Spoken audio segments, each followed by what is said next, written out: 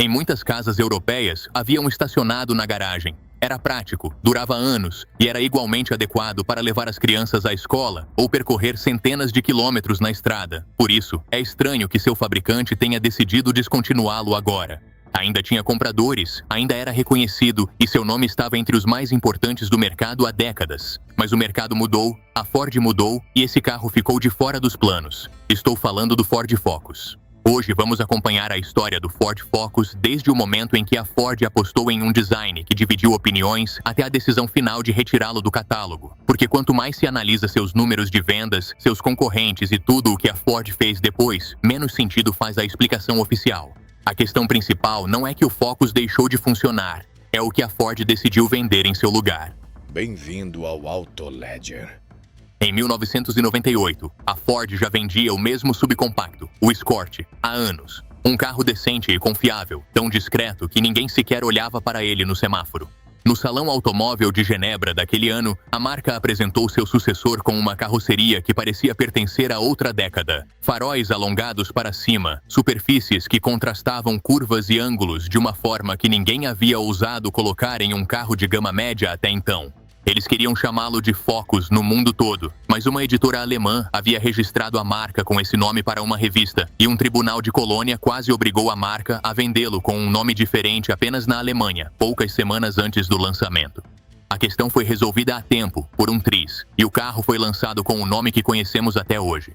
Sob aquela carroceria inovadora, havia algo ainda mais importante, uma suspensão traseira multilink chamada Control Blade, que conferia a este carro familiar acessível uma compostura que, até então, só se esperava de veículos muito mais caros. Jornalistas automotivos de toda a Europa se sentaram ao volante para testá-lo e ficaram impressionados com a mesma coisa. Este pequeno carro simples fazia curvas, freava e se comportava na estrada como se tivesse aspirações de carro esportivo.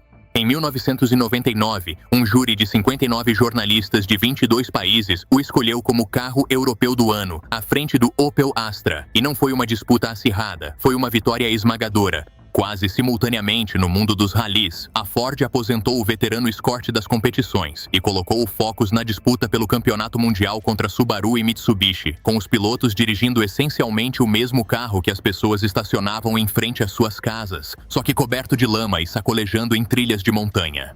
Para muitas pessoas, sem nenhum interesse particular em carros, o Focus acabou sendo simplesmente o carro que sua família tinha quando eram crianças. O carro que usavam para ir à escola. O carro com cheiro de bancos de tecido novos. Esse tipo de carinho não pode ser medido em nenhuma planilha, mas sustenta marcas inteiras por décadas. O Focus cruzou o Atlântico em 2000 e repetiu o sucesso, conquistando também o prêmio de carro do ano da América do Norte, algo que pouquíssimos modelos alcançam em ambos os lados do oceano na mesma geração. A partir daí, a marca o fabricou na Alemanha, Espanha, Estados Unidos, México e China, com variantes projetadas para cada mercado, mas com o mesmo espírito sob o capô. Nos Estados Unidos, as vendas cresceram ano após ano, até atingirem o pico em 2012, quando as concessionárias de todo o país entregaram mais de 269 mil unidades em apenas 12 meses, o melhor resultado que o modelo já alcançou por lá. O Focus não era mais apenas o carro que havia surpreendido a todos em um salão do automóvel alemão. Era um pilar da linha da Ford em todo o mundo e nada indicava que esse pilar fosse se mover tão cedo. Mas logo após esse pico de 2012, algo estranho começou a acontecer. A cada ano, menos pessoas nos Estados Unidos iam às concessionárias para encomendar um Focus e cada vez mais pessoas pediam um SUV, algo mais alto, com um porta-malas maior, algo que não fosse exatamente um hatchback típico. No início, ninguém na Ford soou o alarme publicamente. Os números ainda eram razoáveis. Mas nos escritórios de Michigan, alguém já estava observando essa tendência de queda mais de perto do que deixava transparecer. Em 25 de abril de 2018, a Ford apresentou seus resultados do primeiro trimestre e, nas entrelinhas de um comunicado bastante monótono sobre lucratividade, proferiu a frase que mudaria para sempre o destino do Focus nos Estados Unidos. O CEO Jim Hackett vinha falando há meses sobre um plano de recuperação para a empresa e naquele dia o concretizou. Dado o declínio na demanda e na rentabilidade do produto, a empresa cessaria o investimento em novos sedãs tradicionais para a América do Norte. Na prática, isso significava que o Fusion, o Taurus, o C-Max e o Fiesta tinham data de validade no país e que o Focus sobreviveria apenas na forma de um novo SUV chamado Focus Active, enquanto o restante da linha seria preenchido por picapes e SUVs. Enquanto isso, a curva de vendas que vinha declinando há anos finalmente se tornou realidade. Entre 2012 e 2018, as vendas do Focus despencaram de mais de 269 mil unidades por ano para pouco mais de 113 mil. Na outra ponta da mesma empresa, acontecia o oposto. Durante o mesmo período, as vendas da picape F-150 dispararam de cerca de 692 mil unidades para mais de 909 mil, números que têm muito mais peso em qualquer sala de reuniões do que a afeição de um motorista. A margem de lucro da Ford na América do Norte também estava caindo, de 8,9% para 7,8% em apenas um ano, e esse tipo de métrica, mais do que qualquer pesquisa de mercado, é o que realmente impulsiona decisões dessa magnitude. A explicação pública da empresa foi simples e fácil de engolir. As pessoas não estão mais interessadas em carros pequenos.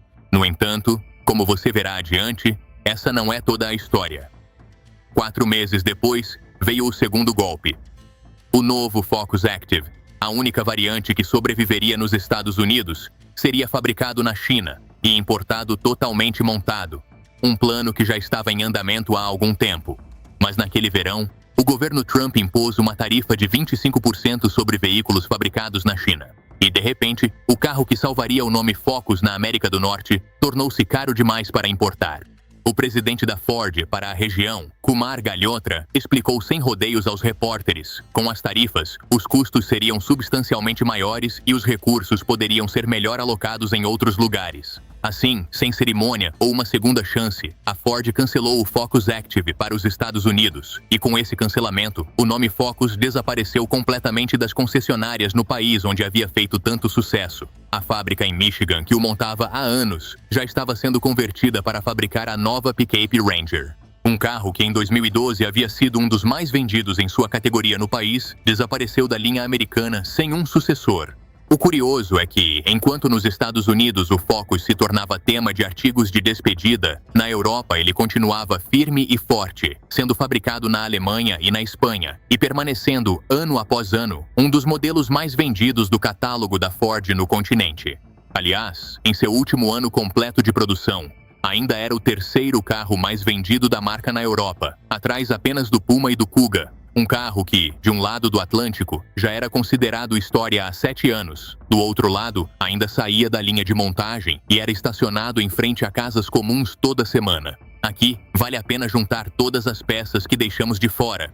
A versão oficial, aquela que a Ford repetiu por anos em comunicados de imprensa e entrevistas, era sempre a mesma. O gosto dos clientes mudou, o mercado falou e a empresa simplesmente obedeceu. É uma versão conveniente, fácil de entender e não totalmente falsa. Mas os próprios números divulgados pela Ford contam uma história muito mais incômoda. O Focus continuou a vender, ultrapassando as 100 mil unidades nos Estados Unidos em seu último ano antes de ser descontinuado. E na Europa, durante seu último ano completo de produção, manteve-se como o terceiro modelo mais vendido da marca no continente. Este não é o perfil de um carro abandonado pelo público, é o perfil de um carro ainda lucrativo para o cliente, mesmo que cada vez menos para a montadora. Meses antes do fim da produção na Europa, o CEO da empresa, Jim Farley, afirmou categoricamente em uma entrevista que a marca queria se afastar de modelos com baixa margem de lucro para se concentrar em carros que gerassem mais lucro por unidade, independentemente de esses modelos continuarem populares. Outra publicação do setor, citando fontes internas, foi ainda mais direta, afirmando que as margens de lucro eram tão apertadas que não justificavam mais o investimento contínuo no Focus, mesmo que ele mantivesse um nível razoável de popularidade. E assim chegamos novamente ao fim com o qual começamos, mas agora com o contexto completo diante de nós. Em 14 de novembro de 2025, na fábrica de Saarlouis, o último Ford Focus da história foi montado, um 5 portas branco que jamais veria a luz do dia como carro de alguém. A Ford não organizou nenhum evento, não publicou fotos, não enviou comunicado à imprensa. A confirmação chegou por e-mail a um jornalista que perguntou diretamente: E foi um simples gerente de comunicação da marca que confirmou por escrito que o último Focus havia sido fabricado na sexta-feira anterior. Dos aproximadamente 2.700 trabalhadores que ainda permaneciam naquela fábrica, apenas 1.000 continuariam desempenhando funções na logística de peças de reposição. Os outros 1.700 foram demitidos no final daquele mesmo mês, com indenizações negociadas após meses de negociações sindicais. A fábrica produzia carros desde 1970, primeiro o Escort, depois o Focus, e fechou sem discurso, sem placa comemorativa visível, sem que nenhum membro da gerência viesse cumprimentar os funcionários. Dos 2 últimos Focus fabricados, um está a caminho de um museu municipal e o outro será sorteado entre os próprios funcionários da fábrica, como gesto de despedida. Ao longo de seus 27 anos de vida, o Ford Focus ultrapassou a marca de 12 milhões de unidades vendidas em todo o mundo, um número que o coloca entre os carros mais vendidos da história recente da Europa.